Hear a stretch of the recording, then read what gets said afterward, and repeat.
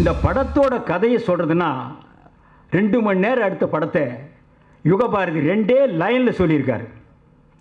விவசாயம் இல்லைன்னா உலகேதுடா உயிரேதுடா. பல கட்டடங்கள் உருவாக வயக்காட்டை அழிச்சாங்க. இதுக்கு என்ன அர்த்தம்? விவசாயம் நாட்டில் அவசியம் தேவை. விவசாயம் இல்லைன்னா நம்ம உயிரே இருக்க முடியாது, நம்ம உயிரோடு வாழ முடியாது, சாப்பிட்ற தன்னத்தை வச்சு சாப்பிட முடியும்.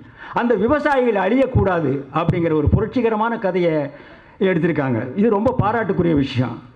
ஆனால் அந்த விவசாயிகளுக்கு அந்த மண்ணு தான் உயிர், உடல், மானம், மரியாதை, பேரு, புகழ் எல்லாம். அந்த மண்ணை அவன் விட்டுறக்கூடாது. அது 1/4 ஏக்கராக இருந்தாலும் சரி, 1/2 ஏக்கராக இருந்தாலும் சரி, 3/4 ஏக்கராக இருந்தாலும் சரி, அதில் தான் அவன் வாழணும், அதில் தான் அவன் விவசாயம் பண்ணணும். ஐயா ஒரு வருஷம் வெள்ளாமை விளையில அதனால் நிலத்தை வித்துட்டேன்னு சொல்லக்கூடாது. ஒரு வருஷம் விளையிலன்னா அடுத்த வருஷம் விளைங்க. இப்போ வியாபாரம் பண்ணுற ஒரு வியாபாரம் பண்ணல, வியாபாரம் நல்லா இல்லை, அடுத்த வியாபாரம் பண்ணி ஜெயிக்கலாம்ல. அது மாதிரி தான் விவசாயிகள் விவசாயியாகத்தான் இருக்கணும் அப்படின்னு சொன்ன படம் தான் இந்த 49O. இந்த 49O வந்து இந்த விவசாயிகளை பற்றி சொல்கிற கதை நம்மூர் விவசாயிகளுக்கு மட்டுமல்ல, எல்லா ஊர் விவசாயிகளுக்கும் சொல்கிற கதை. அது மட்டுமல்ல, இந்தியா விவசாயிகளுக்கு மட்டுமல்ல, அது இங்கிலாந்து விவசாயியாக இருந்தாலும் சரி, அமெரிக்கா விவசாயியாக இருந்தாலும் சரி, ஆப்பிரிக்கா விவசாயியாக இருந்தாலும் சரி, விவசாயி தான். அதில் என்ன ஒரு சேஞ்சு? அமெரிக்காவில் ஜீன் பேண்ட் போட்டு விவசாயம் பண்ணுவோம், நம்ம ஊரில் வேட்டி கட்டிட்டு விவசாயம் பண்ணுறோம். அதுதான் சேஞ்சு.